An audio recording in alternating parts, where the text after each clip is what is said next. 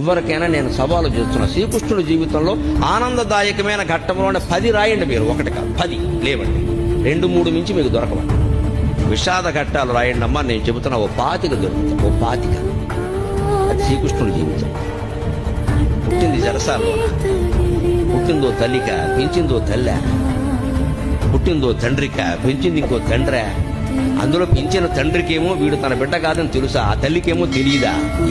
ఏమి జీవితాన్ని అవునడానికి లేదు, కాదనడానికి లేదు. నిజం ఒకటికి తెలుసు, నిజం ఇంకోళ్ళకి తెలియదు. కానీ పెరిగాడు మహానుభావుడు. పుట్టగానే చంపేస్తాననే మేనమామ. మనం ఎంత అదృష్టవంతులు ఉండే అటువంటి మేనమామలు మనకు లేదు. పుట్టని చంపేస్తాననే మేనమామ కత్తెట్టు కూర్చున్నాడు ఆ జైలు దగ్గర.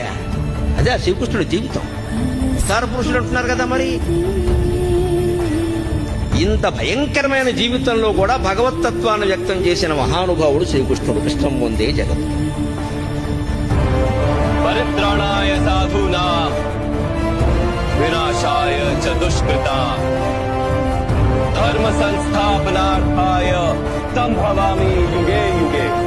ఇవాళ మృత శరీరాన్ని ఒక్క పూట ఉంచాలంటే ఎంత కష్టం అవుతుంది. భాగవతం భారతం చదివి తెలుసుకోండి. 7 రోజులు మృత శరీరం అలాగే ఉందండి. 8 మంది భార్యలలో ఒక్కరు లేరు. తల్లి లేదు, తండ్రి లేదు, బిడ్డలు లేరు, ఎవ్వరు లేరు. మన భాషలో చెప్పాలంటే దిక్కుమాలిన మరణం. అది భగవంతుడికి లభించిన వరం. దాన్ని వరంగా భావి